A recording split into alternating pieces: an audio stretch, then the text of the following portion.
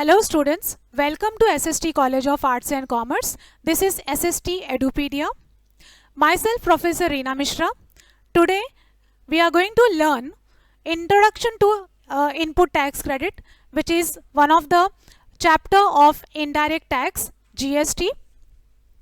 This session is useful for TY BCom, TY BFM, TY BMS for semester 6 as well as for MCom semester 4.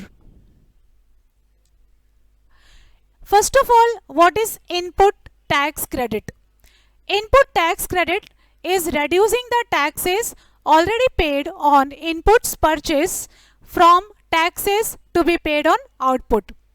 Input tax credit यानी dealer की जो sales liability होती है उसका पूरा जो turnover होता है, उसने जो टोटल सेल्स किया है उस पे उसको जीएसटी पे करना है, लेकिन जो वो सेल कर रहा है उसको उसने कहीं से परचेज किया हुआ है, वो रॉ मटेरियल भी हो सकता है, वो कुछ रेडीमेड गुड्स भी हो सकते हैं, तो परचेज करने के टाइम पे उसने ऑलरेडी कुछ टैक्सेस पे किए हैं।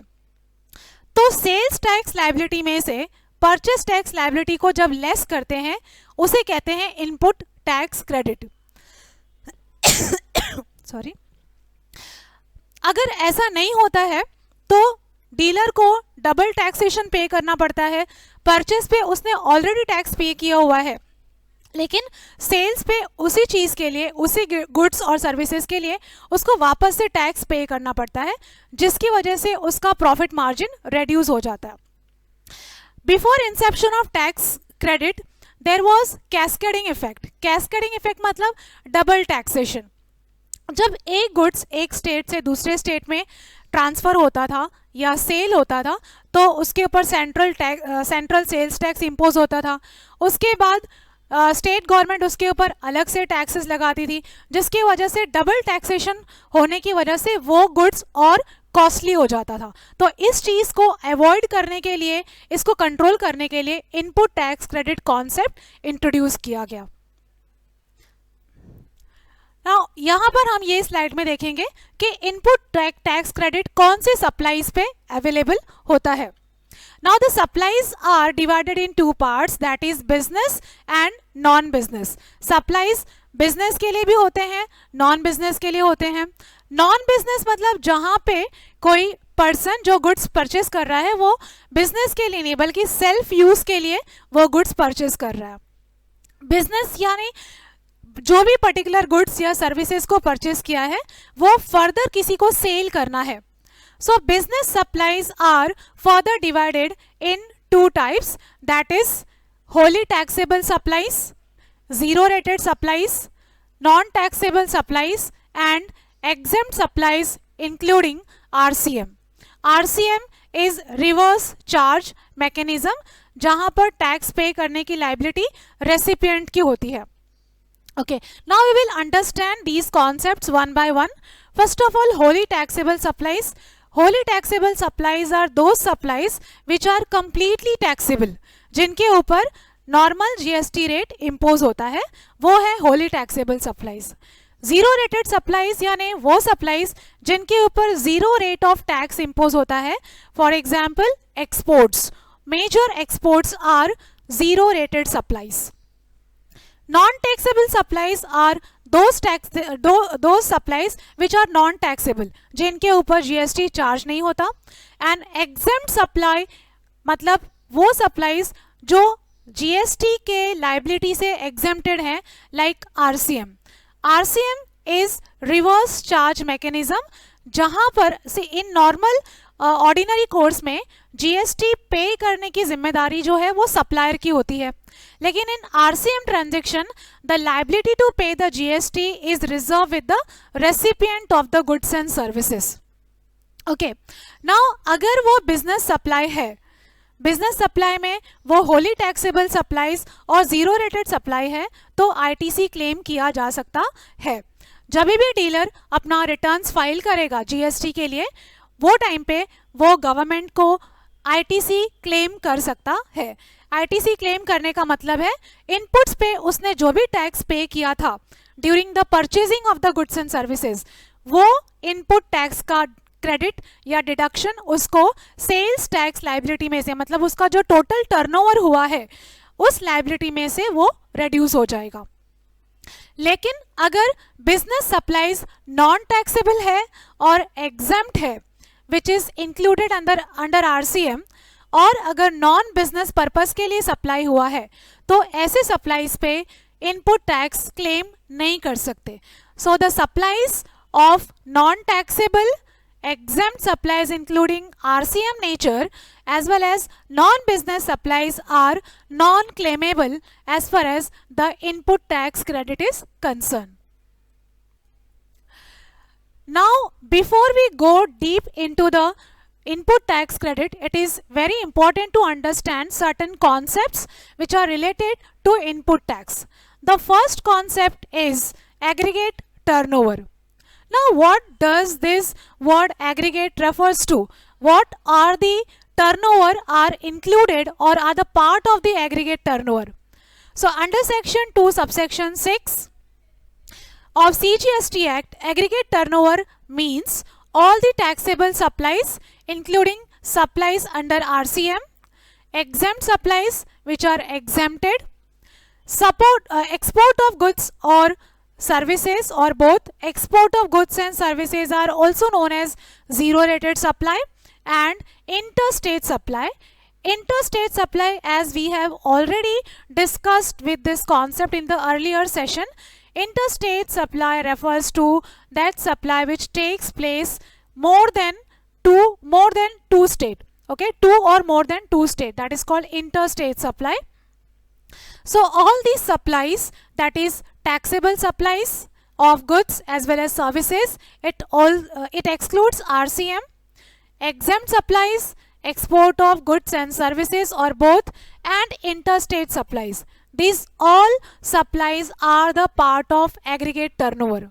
But it also excludes certain concepts, that is central taxes, state tax, UT, that is union territory tax, integrated tax which is paid on interstate transaction, as well as any other kind of cess. These all taxes are excluded from the aggregate turnover. The next concept is capital goods. Under section 2 subsection 46, capital good means the value which is capitalized in the book of account of the person and which is used in the course of business. Capital nature refers to that kind of good which is going to be utilized for long term in the business, which is having the fixed establishment or which is having a non-recurring nature. Here also capital goods refers to those goods which are going to be retained in the business organization for the long period of time. It is the capital goods, and that capital good of course is going to be utilized for the business purpose. The capital good which is consumed for the non-business purpose is not a capital good. Next is exempt supply. Exempt supply is supply of nil rate of tax or exempt from tax. Exempt supply refers to those supplies which are exempt from the taxation.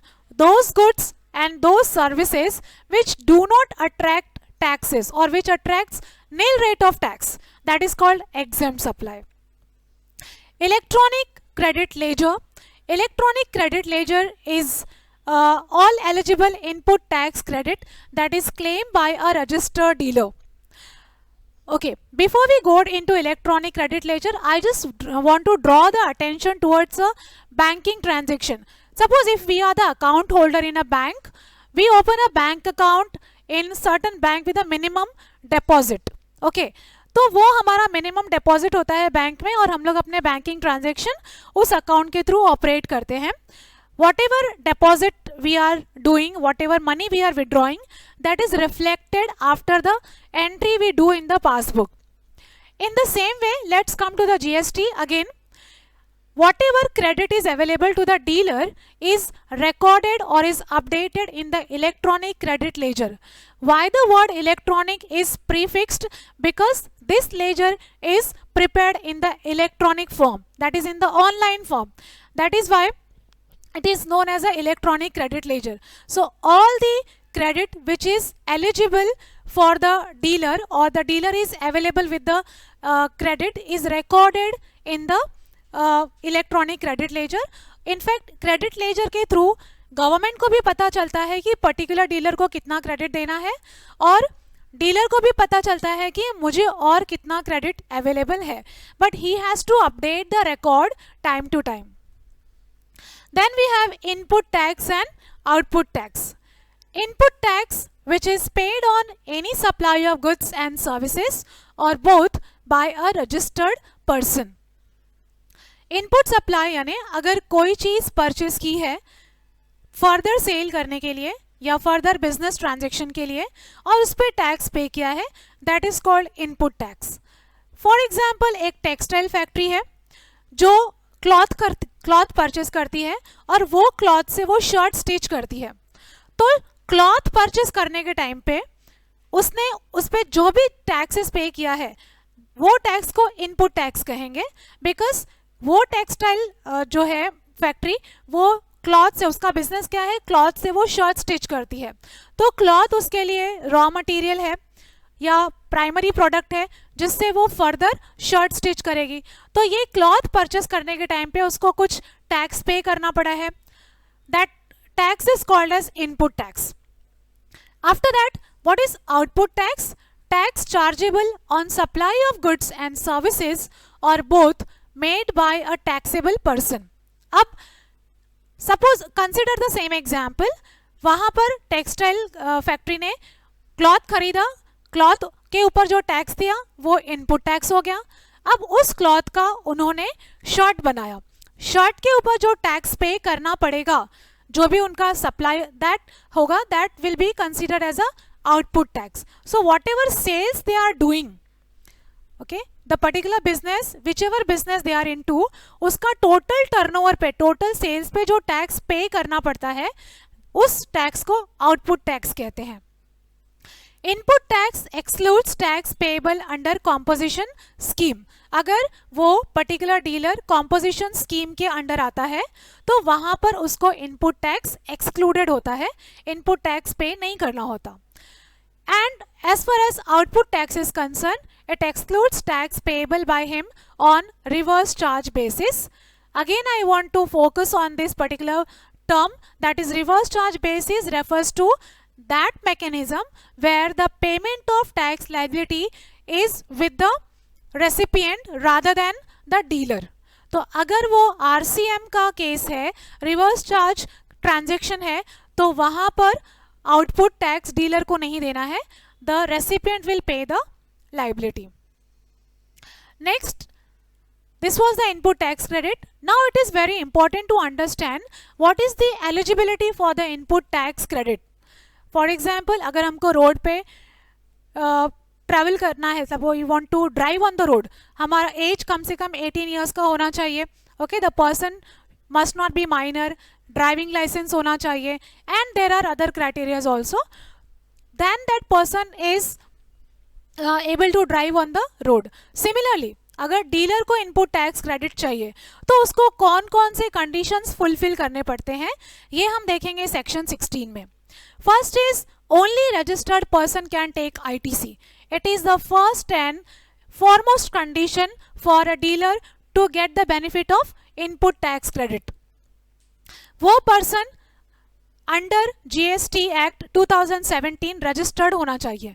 Registration होने पे ही उसको ITC का input tax credit का benefit मिलेगा, otherwise he can not avail the benefit of IGST, sorry, input tax credit. और अगर input tax credit dealer avail नहीं करता है तो उसको फिर डबल टैक्स पे करना पड़ता है. Then secondly, position of tax paying document.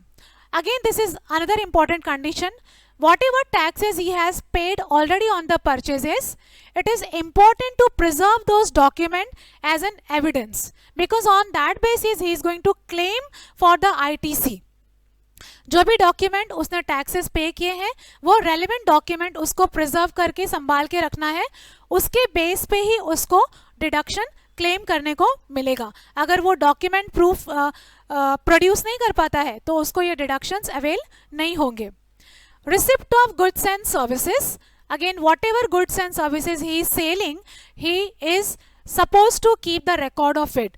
These are the procedure which pertains to the administration, proper administrative procedure. He has to preserve all the relevant documentary evidences in his custody. Then tax charge is paid to government. Whatever taxes are charged on input tax are paid to the government, and then only he can avail the benefit of ITC. Furnishing of return. Furnishing of return in time is very, very important. If the returns are filed late or it is not filed, then in that case the dealer is not entitled to take the benefit of ITC. He cannot, if he do not furnishes the return, he will not be benefited with the ITC. So it is important to furnish the return on timely basis. This is the continuation of the earlier slide. The next condition for eligibility of ITC is goods received in lots of installment. In case the goods are received in lots or installment, in that case the ITC can be availed after receiving the last installment or last lot. अगर suppose कोई goods एक से ज़्यादा installment या एक से ज़्यादा lots में receive किया है, तो जब लास्ट इंस्टॉलमेंट या लास्ट वाला लॉट रिसीव होगा उसके बाद ही आईटीसी क्लेम कर सकता है. Payment made with in 180 days. अब डीलर ने जो भी सप्लाईज रिसीव किए हैं, जो भी परचेजेस किए हैं, उसका पेमेंट उसको 180 डेज के अंदर करना है. If he is not discharging the payment liability within 180 days, then he cannot claim input tax credit. Recredit if payment is made subsequently. Now payment made within 180 days and recredit both are related points. Suppose if the payment is not made within 180 days, in that case the dealer has to pay the total output tax liability. उसको यहाँ पे input tax credit नहीं मिलेगा, उसका जितना भी total output tax liability है वो पे करना है और उसके साथ साथ उसको इंटरेस्ट भी पे करना पड़ेगा.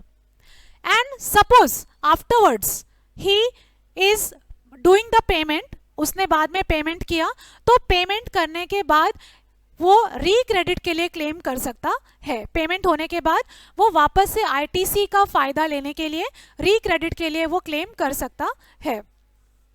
ITC not admissible if depreciation claimed on the tax component. Suppose अगर कुछ ऐसे कैपिटल गुड्स यूज किए हैं जिसके कंपोनेंट्स के ऊपर डेप्रिसिएशन क्लेम किया है, तो वो कंपोनेंट्स जिसके ऊपर डेप्रिसिएशन क्लेम किया है, ऐसे कंपोनेंट्स के ऊपर ITC नहीं मिलेगा, उसके ऊपर ITC डिडक्शन क्लेम नहीं कर सकते. And the last eligibility criteria is time limit for availing ITC is up to due date. ITC, for claiming the ITC there is a specific time. If suppose the returns are filed in time, then only the ITC can be claimed in a proper duration. If it goes beyond the particular date, then the ITC benefit cannot be availed. So this was the eligibility criteria for availing the input tax credit. Thank you.